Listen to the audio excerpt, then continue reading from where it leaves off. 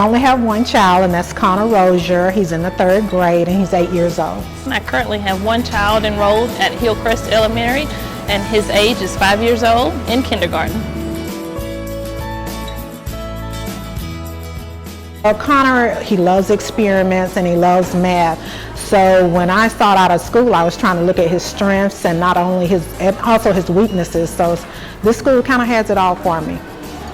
The school theme for Hillcrest is dealing with leadership. And I feel like leadership is a big part of life and skills during your lifetime. My son Joshua, he is very aggressive and he likes to be in the leadership role, so this school really fits him well, and it helps him to be able to control that leadership and not overtake in certain situations. That was a big feature for me. I really appreciated the fact that the school system chose to go that route. A lot of kids are different, and especially in this day and time, you have many different kids with many different talents compared to when we went to school back years ago. So I really appreciate the fact that we are able to choose which school our children are able to go to. I think it was a very big part, because I believe it takes a village to raise a child, and you have to take the school into that village. So to know that I could have a school that specified an interest that my child loved, it was just a win-win for me. Connor has been enrolled here since kindergarten. I have seen growth in several areas, especially math, because even though he loves math, it was one of his weaknesses, and science is something that he loves, but he really struggled in math, and I have seen him excel, and now he's on the math team and just doing well.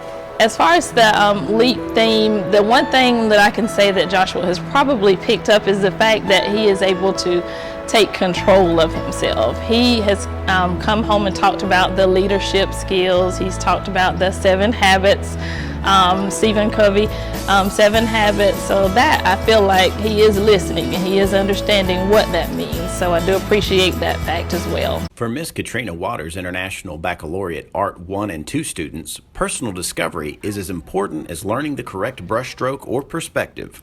In its 2nd year at Dublin High School, the IB Art 1 and 2 courses are designed to complement other areas of the IB curriculum, while also inspiring students in a variety of ways. I have junior IB class in here and seniors. The seniors are on their last year. It's a 2-year program, and they are coming up on their exhibition and their comparative study.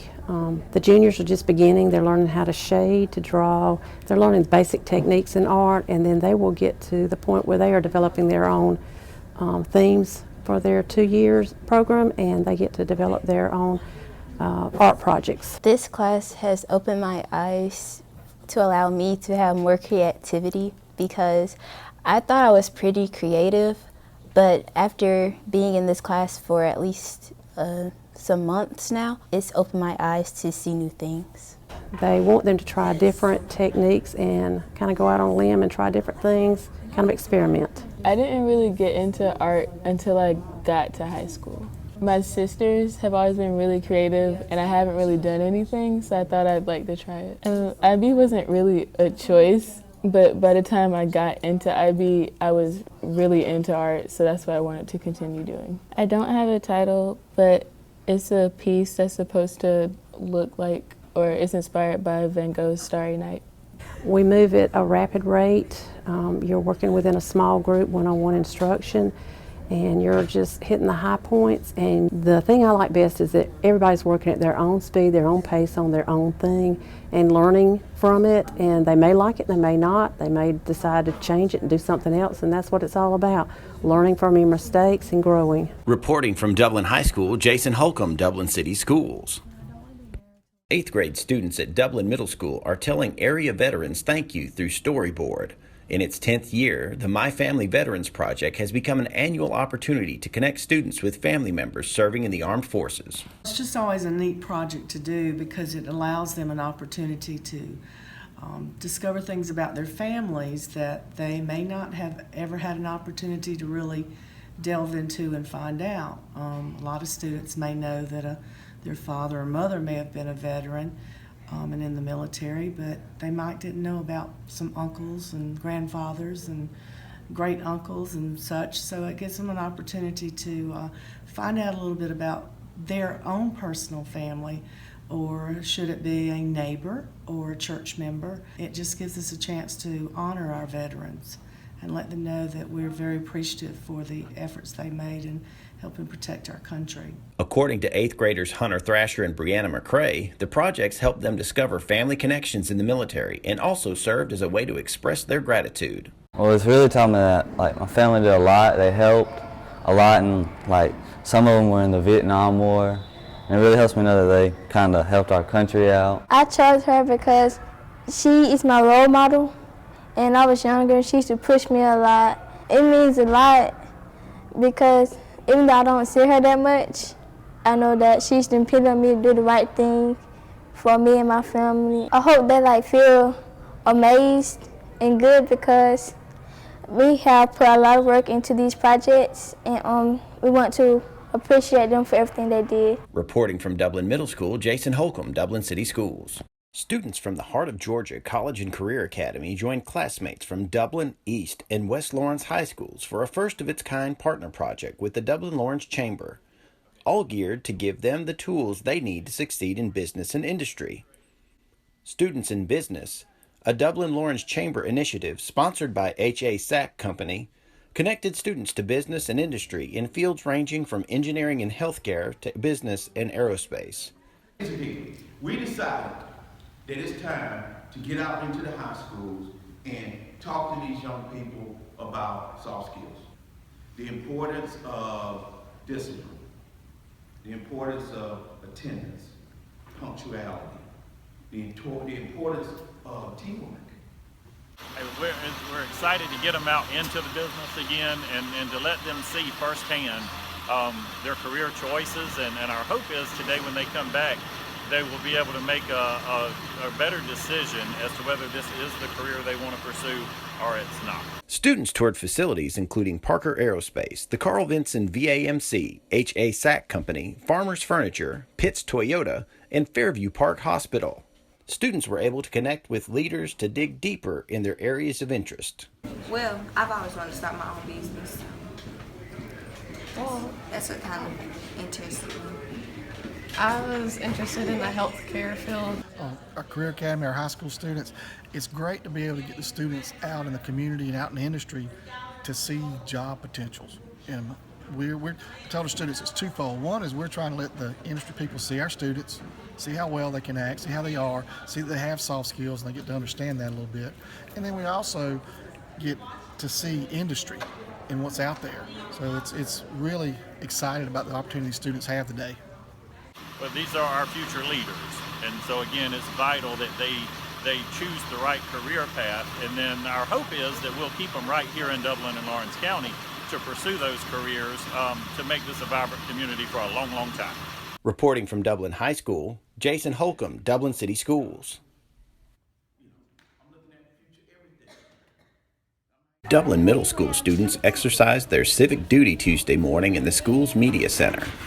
While many of the students are 4 to 6 years away from getting to cast a ballot at their local polling station, teachers decided to give them a first-hand appreciation for the election process by having them complete a real voter registration card. I swear or affirm. Are you a citizen of the U.S. of America? Yes. Yes. So everybody check the box, yes. And head to makeshift voting booths in the Media Center Computer Lab. Along with voting for president, the students also cast ballots for their DMS Student Council before returning to the regular Connections class activities. Teachers said this exercise is an attempt to connect students to the value of civics and government and to prepare them for the day when their vote could truly shape the future of our nation. Reporting from Dublin Middle School, Jason Holcomb, Dublin City Schools.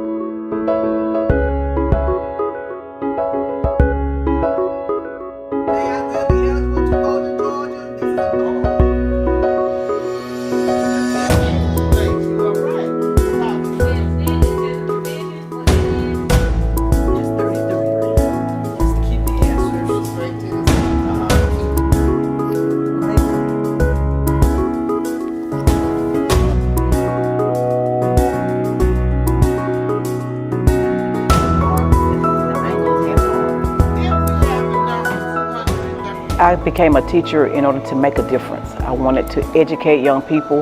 I wanted to give everyone the opportunity to further themselves. Well, one of my teachers in high school kind of pulled me to the side, and she let me know that she thinks I'd be a good elementary school teacher.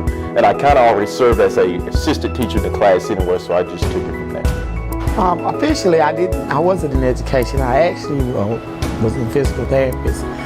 But 2 years into my program, I realized that, you know, I want to be a teacher. And I started thinking about when I was growing up, I would always play school. I would always use my dog as my students, and I would be the teacher. And so that really, really just let me know that I was in the place that I need to be, teaching and education.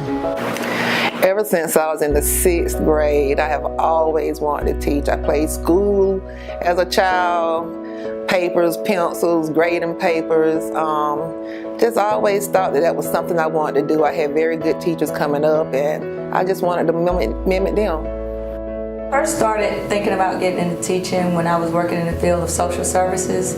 I had a couple of clients that we now call customers that were coming for assistance, and they didn't have a high school diploma. And reason being for not having a high school diploma is because 9 times out of 10 they got pregnant as a teenager and never got an opportunity to go back. So the program that I worked with was urging them to go back and get their GED. And then when I found out that most of them could pass the GED with flying colors, I started thinking about what else could we do to keep them in school and not just go get their GED. And as I started digging deeper and finding out what really was the problem, I found out that they couldn't pass the social studies part on the graduation test.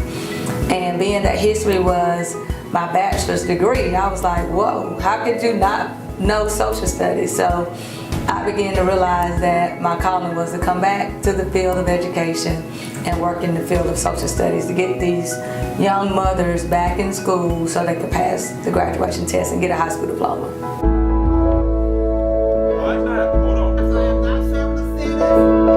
Seeing students catch on to new skills and watching them grow and progress as the year goes on. My students, I make sure that I develop a relationship with my students, a personal relationship.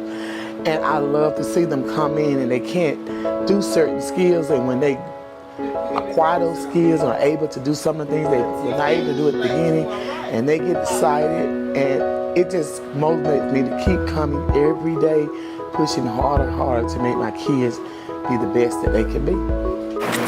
In the classroom, it's just being able to touch the hearts of so many of these children. Sometimes I wonder if it's better to teach higher ed, but I'm thinking that this is where I make a difference. This is where my heart is. This is where I belong.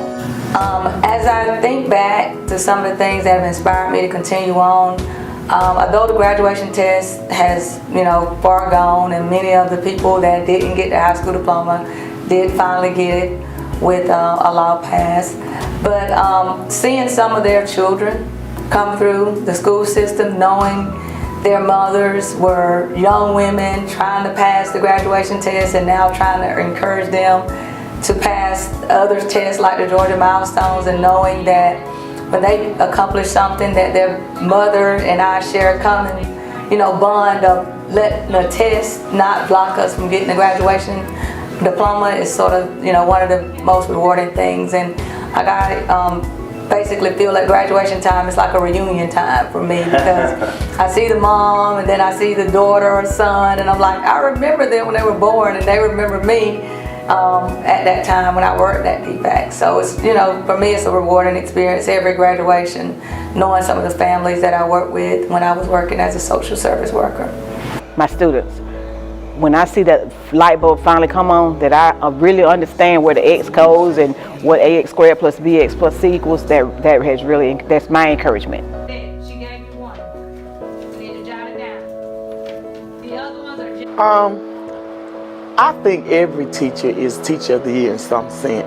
I'm really grateful and thankful that my peers see whatever they saw in me to recommend me as Teacher of the Year. But I think it's a great honor. And like I said, I think every teacher is Teacher of the Year in some sense. And so like I said, I'm grateful, and it doesn't change me in any way, form, or fashion. It just helps me to become a better teacher. It was a very proud moment, almost shocking moment.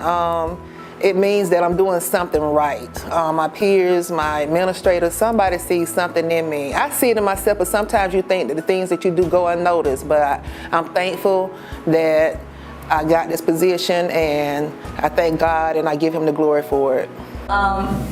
When you see the word teacher, you think about instruction in the classroom constantly. But for me, being Teacher of the Year is being involved with the whole system of education, where it goes from, in the classroom with instruction and our new models of following a standard-based classroom, but taking care of the entire child, visiting them at home, watching some of their basketball games or football games, and being their cheerleader in the classroom when they, come out of another teacher's classroom and aced another exam, being that parent when they're away from home.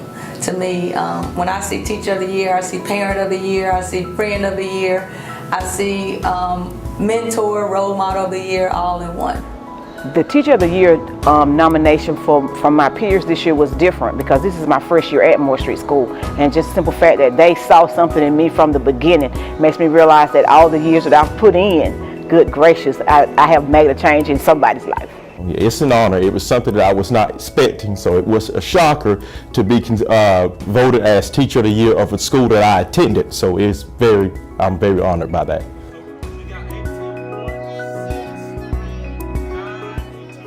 To me, what makes a great teacher is being passionate, being real, being relatable, just being what these students need day to day. It's not always about the curriculum, even though I know that's why we're here, but sometimes these students just need just a little bit more than that. It's about real life. It's about life skills and reality. That's what it is to me. I feel like to become a great teacher, you got to really understand the students that you're teaching. You really need to know their background. You really need to know where they come from. And they have to believe that you understand their background and where they come from. And having a relationship of respect. They respect you, and in turn you respect them. Showing them how to be a young adult and how to act, how to approach other adults, how to ask questions, how to carry themselves in a mature manner, and being able to handle things that sometimes they don't always agree with, but being able to come to some type of consensus with someone that they don't agree with, for me, is what makes that Teacher of the Year special. Now, for these kids, and I use this term a lot in reference to them, and no disrespect at all, but my kids are rough riders. They've had aspects of life that some of us, regardless of how old we are, have never experienced. So the fact that I can see them mature from just okay, I'm coming to school because I have to the point where I'm coming to school so I can learn, so I can get my courses, so I can get my diploma, that's just great just to see, because they come in, I want to be a nurse. Is that really what you want?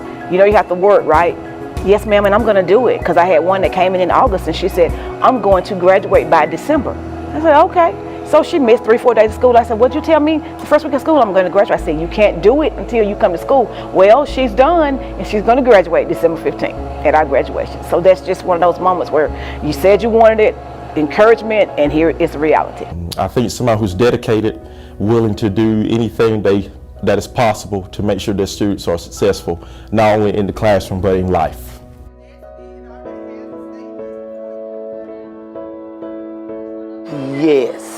Yes, as a matter of fact, today was an aha moment. I have a student that's been struggling, and he was able to come tell me, Miss Hall, I got it. So that's the whole objective of being in education, is to students to see that they are able and they're capable to accomplish whatever they can accomplish with hard work and dedication on my part as well as themselves. Yes, I love seeing students who come to me with a fear of math, and then as they work with it, then they develop a love for it. Because back in open house, I had a parent and a child come to me and say that they hated math. The parent told me that her child hates math, so she said, you may not get anything out of her. So I said, well, just bear with me, we'll see how it goes. So now the child about a month ago came to me and said she is beginning to like math, and I'm very impressed by the progress that she has shown from the beginning of the year to now. Yeah, I have a few of those moments, but to me, the moment this year was the election. The election exercise that we did coming up to November 8th was a real big aha moment for me, because you saw that culture had a lot to do with how our kids were thinking. But once we got in and talked about the real issues, not just being Republican or Democrat, but just knowing what the beliefs and the values of each of the candidates are, and just making these students know that it's more to it than black and white.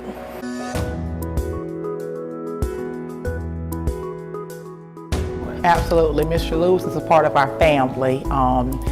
He's willing to help anyone in need. I can't recall any teacher that has ever asked him to do anything that I've asked him to do as his principal that he has not been willing to do, and just do it with a smile. He's always one of the first ones to get here early, and also one of the ones to always leave late. So he's always putting in those extra hours. He does not have a regular 7 to 3 or 8 to 4. No, his hours extend well beyond the traditional work hours, and it's all for the students. He's not doing it to get any praise, to get any accolades from anyone else, but it's because of just simply who he is. He's sincere about teaching, he's sincere about his students, and he's really about his calling. He's sincere about his calling to teach. Her willingness to do whatever is needed for the students that she teaches. She's always looking for new ways to teach them. She teaches multiple levels at the same time, multiple content, so she adapts to whatever it is that she needs to do, and makes sure that her instruction is at a level where the children can be challenged but yet successful. Okay. Well, I've had the pleasure of watching this is Ms. Chappell's, my second year with Ms. Chappell, being her administrator, and her devotion and passion to what she does, her love for teaching, and her teaching to me sometimes is like an inspirational message. She loves history, she teaches the love of history to her students, and it's just inspirational just to listen to her. Well, one of the main things that she brings to Moore Street itself is just, of course, being the counselor. And it's just amazing that, she come in and she's able to relate with the students, help get them back on track, and, and just have a plan for them. She meets with students on an individual basis. She give them like a little spreadsheet, say, okay, this is where you are, this is where we're trying to get you there. And it's more like she's kind of like that mother figure to them, which is a good thing that all of our teachers are doing, but she does that and just gets to the point and say, okay, we need to get this done, no excuses. And then from there, just transition to the classroom, just going in there, how she just, making sure she's staying on the students, not accepting, just the very basic. She's trying to raise them up to a certain standard. She said, I'm gonna push you to this level right here, and I want you to go above that. And I notice it all the time, even in the classroom with the touch screens, she's got them up there being interactive with everything and pointing things out, and even sitting back and say, okay, now you do it. And then she also, when the students have gotten it, she makes sure they do it pre-teaching. So everything that, above and beyond the teacher does in the classroom, Ms. Nim does a great job of that. Ms. Howard, exemplifies the old school, hard-working teacher that comes to school every day prepared to give the kids her best, and her expectations are to receive their best. She works extremely hard. She loves the subject that she teaches, and she pours a lot into her kids, and they know that she loves them. And one of the things that we talk about here is building relationships, and that's what she's done with her kids. She builds that relationship to let them know that she cares about them as a person, about their education, and that her job here is to make sure that she makes them a better person, not only academically, but the whole person, the whole kid. She makes that kid better. When they leave her class, they know they're gonna be better. Like with Ms. Howard, if there's a task that we have to do, she's gonna do it, and she's gonna help whoever is trying to do the same task get to the goal.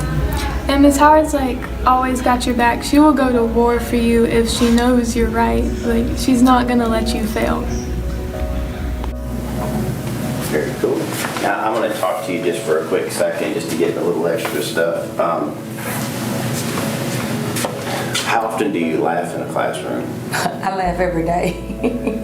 How often do you cry in a classroom? When I get to seniors, my senior students, because it's kind of hard when you teach seniors, you know they're leaving and they're going in this big world with all kinds of decisions. So day to day, I got a group of girls this time, and we're 6 of them. And they cry almost every day. Somebody's got a problem. But maybe once a week with them, we cry and we bond a little bit about some of the things. And sometimes they're not sad cries, they're mostly happy cries because of something that happened earlier in the week that was silly. So I love them, but just being able to tell the seniors where I've been and the fields that I worked in, for instance, social services, and that just really tied to me a lot, because some of those children that are coming through here, I remember the grandparents, and I know when some of them died and what they died of. And like this year in particular, I have a child that I know a grandmother, she looks just like her grandmother, and her grandmother died. And I'm like, oh my gosh, every single day I gotta see this girl, but I see a grandmother in it. So, I mean, probably in a regular classroom without seniors, maybe once a month I think about things that have gone and transpired throughout the week and say, gosh, I forgot to tell them this, or I forgot to remind them that. And just so they can take some things in. Homecoming always makes you cry. Graduation, you always cry. And prom, because these kids are only going to get this once, especially the seniors. But I enjoy being a part of their lives and being a part of that memory that they can think back 10 years, 20 years from now and say, I remember Miss Howard was crying or telling me about this boy or telling me that it's not over because I'm going to find something else different. So it's always a joy to be able to be some kind of memory for them, because I know my teachers did that for me. Fantastic. You did awesome.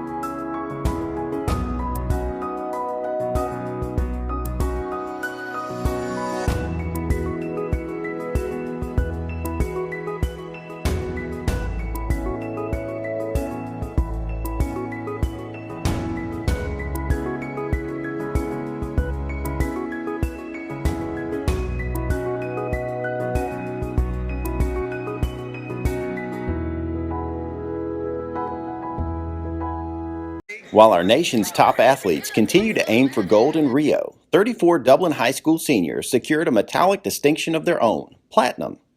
Each of the school's 34 platinum seniors earned a long list of special privileges for the 2016-17 school year, after meeting an even longer list of requirements. Well, to get to be a platinum senior, it is a cumulative record of all of your 4 years of high school. Classmate Lavadrick Turner said many of the lessons necessary to become a platinum senior were learned long before he entered a high school classroom. My mama, she really just made me come to school like every day. And her making me conscious made me work harder. And when you do all those things and you make that complete student, it helps you grow while you're here. It helps you become a better student, and we want to reward you for that by giving you some privileges that the regular student, that a student that has not taken care of those responsibilities or taken those responsibilities serious, they do not have. And the things that they have, like off-campus lunch and those type things, are a big enough incentive for kids for them to work hard to obtain those the status of a platinum senior. Reporting from Dublin High School, Jason Holcomb, Dublin City Schools. At Dublin High School, new ag education teacher Alexandria Walker is hoping to put the green back in the school's greenhouse. Beginning with first period Wednesday, Walker took each of her horticulture, agriculture, and forestry classes out into the greenhouse to see the first 1,000 plants that will be grown during the school year. Besides these first poinsettias, marigolds, and ferns, Walker said she's hopeful to reinvigorate the school's greenhouse program to include hydroponics, herb gardens, and even a fish-centric aquaponics system, with proceeds from the sale of what students grow to create a cycle not unlike those she teaches about in her classes. This greenhouse is definitely an important part of the program. It adds that hands-on experience that the students need, especially in the horticulture and basically all of my classes. Some possibilities at the greenhouse, of course, is getting the aquaponics system going, and some students might use that as a SAE project, trying to get some rainbow trout or some bass to put in the aquaponics tank and incorporate that into the greenhouse. So it gives those students the hands-on experience and possibly a sight into what certain careers that they're interested in. Reporting from Dublin High School, Jason Holcomb, Dublin City Schools. While the rest of the 4th grade at Hillcrest Elementary was busy preparing for its final break of the day, AMIRIA Thomas was setting up shop for a one-of-a-kind fundraiser she hopes will help children in need. Baking some of her favorite goodies, Thomas stepped outside today with her mom and dad to begin selling cupcakes to raise money for St. Jude Children's Hospital. The cakes were selling, and not just because it was hot, but because they were good and it was for a good cause. The thing that made me come up with this idea was at my church service, we talked about Childhood Cancer Month, and I just really wanted to help kids with cancer. It was really one of my proudest mother moments, actually, because we do try to instill in her the need to help others, and it just helps us to understand that our work is not in vain. Mary was able to raise more than $50 and prove to her teachers she's on a path to becoming a great leader. It shows that she's a leader, that she's going to be a leader, and she's going to make something of herself in this society. You're doing the right thing. Keep up the good work. Reporting from Hillcrest Elementary School, I'm Jason Holcomb, Dublin City Schools. Tension is the same tension as it is that we dealt with bridges. The tension in the triangle is when if your wheel is spinning by itself, it's not tight enough. Come on in and sit down on the carpet and let's get started. Remember what we were? Yes, we were a civil engineer. All right, well this time around we're going to be a completely different engineer. We're learning something completely different, and it's going to deal with Cinderella's dilemma. What is something that we could engineer to help her out with this problem that she's got? We're going to engineer a faster getaway car for Cinderella. And remember how many steps were in the design? There's 6 steps. Very good. We're asking what the problem is, and we're fixing to imagine and brainstorm possible solutions. The hole is too big, so what we're going to do is we're going to put a piece of cardboard over the hole, and we're going to find the center of that CD with a pencil point, and we're going to fill it in with our axles. Do you understand?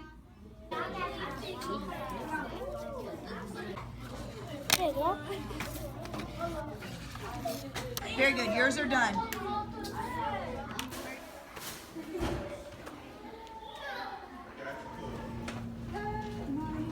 First of all, did anybody go home and do any research on their own? If you did, raise it up. Thank you, Connor. Every object that we see around has passed through the hands of a mechanical engineer. All right, so, and actually I can see where they're adding the body to the, what's that bottom part of the car we talked about yesterday? The chassis. In each one of your boxes, you have paper clips. You've got 4 paper clips, and you've got 2 of these, okay? This is not going to be your axle, but this is actually bigger than your axle. So the circle you're going to make around this is going to hold your axle in it. I'm going to show you how to do that right now. You're going to take your paper clip, take one of the legs and go around it, and that's just around one time. I want you to see how it goes right there on the very end, and I want you to notice how the bearing sits. The hole sits vertical, not horizontal. There it is. It's there. So tomorrow we'll have to have those taped down, and it'll be fine because we're going to fix that problem that you run into. Getting the wheels on and the rubber band on, because we've got to race on Thursday. What we're going to do today is I've got the rubber bands out, and we're going to take the rubber bands and we're going to go ahead and get them linked together so that the rest of the time we can work on positioning our bearings, our axles and wheels, and then getting the other paper clip at the front to attach our rubber band rope. Okay? That's in case one of them pops. What?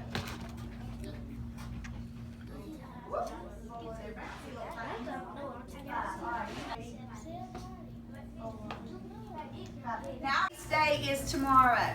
So, and I think we're going to make it. Y'all are doing really good. So, we've got our chain of paper, rubber bands ready.